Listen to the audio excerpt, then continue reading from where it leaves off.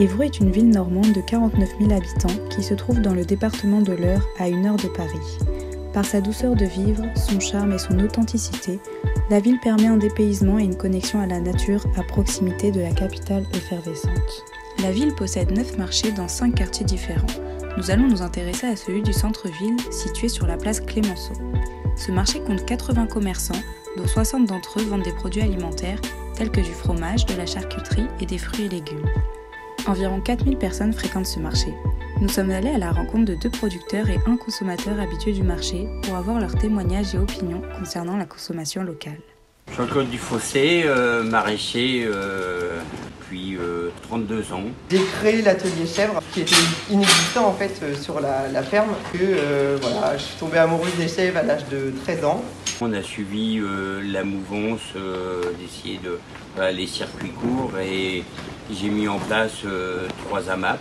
J'ai découvert la production caprine en BTS. J'ai lancé mon projet, donc juillet 2010, installation, et après 15 juin 2011, début de commercialisation. J'ai besoin de passer du temps au milieu de la nature. Voilà, c'est toute ma vie, c'était ça et j'ai pas pu faire abstraction de ça. Ça me manquait de trop.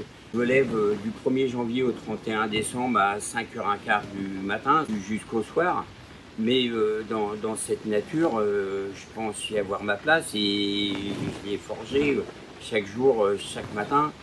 Et ça ne me dérange pas, j'ai jamais parlé de pénibilité. Pour moi, de me lever pour aller dans mon jardin, c'est pas une pénibilité, quoi. C'est faire que ça et je m'y sens bien et voilà quoi. Donc tous les jours on fabrique des fromages sauf le dimanche. Tout fromage donc fabriqué le matin doit être retourné le soir. Donc le matin on moule, le soir on retourne. J'ai gardé une formule solidaire de mettre 6 légumes pour 10 €. C'est ce qui permet à des familles de manger des légumes frais. D'apporter aux gens la possibilité de manger des légumes non traités, vu que je suis en agriculture paysanne. L'agriculture paysanne, c'est ce qu'a mis en place les AMAP, Association au maintien à l'agriculture paysanne. Il y a un cahier des charges aussi à respecter, c'est sans produits chimiques, sans intrants. Et puis en respectant l'environnement, l'emploi. Il y a des chèvres qui sont là depuis le départ. Vous voyez, Fuchsia. Puis donc elle est arrivée en février 2011. Depuis 2011, elle m'ébat tous les ans. Elle produit donc 10 mois de l'année. Elle, par exemple, n'a subi aucun traitement.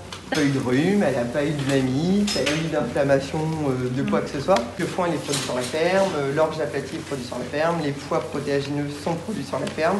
En fait, il faut savoir que les gens qui sont habitués à faire le marché font leurs courses sur un marché.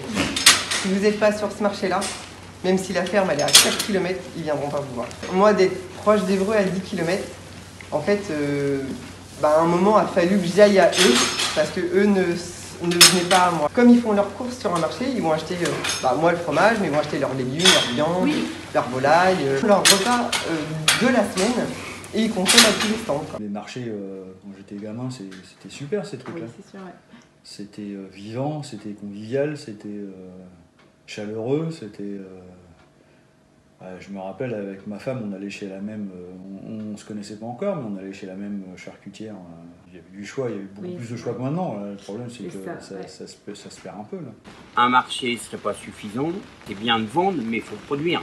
Et produire, c'est ce qui demande le plus de temps, quoi. Pour l'agriculture paysanne, il n'y a pas de désherbant, donc il faut vider, entretenir, et puis replanter pour pouvoir...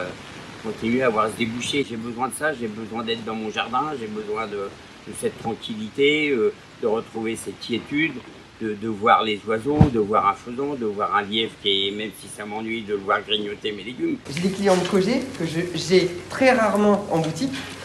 Par contre, je les ai toutes les semaines à Évreux. Ils ont une habitude de consommer marché. Et je les ai sur mon stand du marché.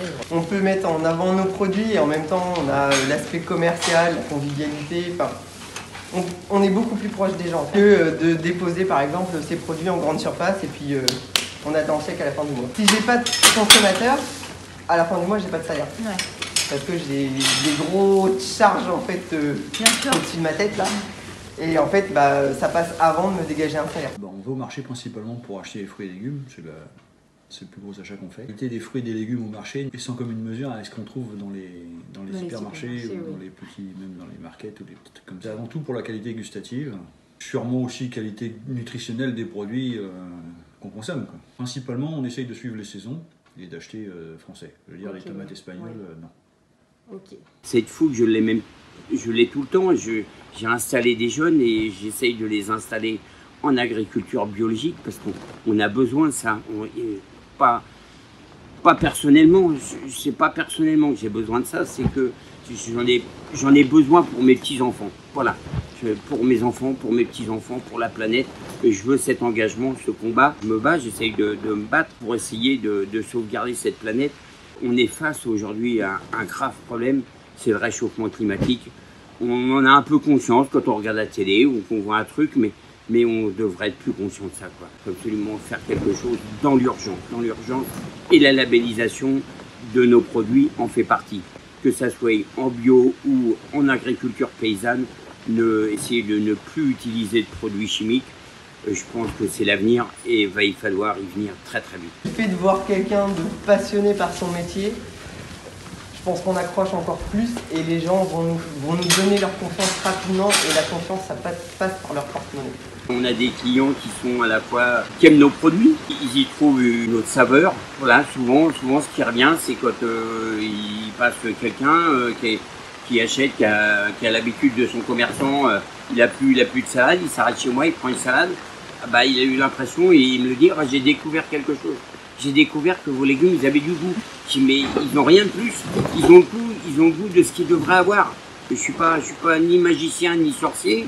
De quelques graines, j'essaye de faire pousser une merveille. Ou moi, je la trouve jolie tout le temps où elle a grossi dans mon jardin. Alors les clients, c'est ce qu'ils attendent.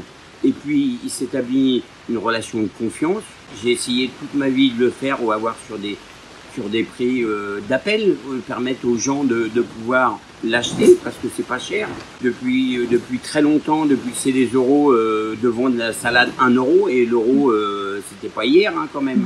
Donc ça fait quand même un bout de temps où la salade elle vaut toujours 1 euro. Ça permet aux gens qui ont peu de moyens de venir acheter des salades, mais le tout c'est de produire bien, raisonnablement par rapport à la demande, d'accord?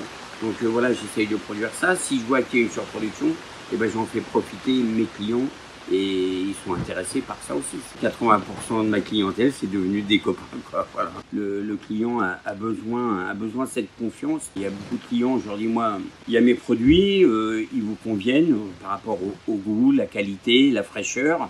Après, moi, je leur dis, venez sur l'exploitation, prenez du temps, ça me ferait plaisir. J'ai envie de vous montrer, j'ai envie de vous faire voir ce que je sais faire, comment je le fais. Et la traçabilité, elle est là. Si vous voulez, je leur dis, vous prenez une botte de poireaux, vous la mettez dans le laboratoire, bien sûr ça vous coûtera des sous, mais vous apercevrez que sur les résidus, il n'y aura rien du tout, quoi. Rien du tout. Mes légumes, je mets rien du tout, je mets pas de produits chimiques, je mets pas d'engrais chimiques, je mets du fumier naturel que je récupère, le fumier de mes poules. Et je pense qu'il faut absolument qu'il y ait ce climat de confiance. J'ai des habitudes de papy. Parce qu'en fait, c'est toujours le même qui me sert. De temps en temps, il est occupé, il est pris, donc j'accepte volontiers que quelqu'un d'autre me serve, mais je préfère que ce soit la même personne qui me serve tout le temps, parce qu'il connaît mes goûts, et puis je lui fais confiance. Donc il y a aussi ça. Il y a cet éveil des consommateurs, où on leur dit, voilà, allez plutôt chercher dans les circuits courts, chez les producteurs, et les gens y viennent. En ce moment, on court tout le temps, on est toujours pressé. Et c'est facile d'aller dans un grand magasin et puis où on trouve tout, quoi.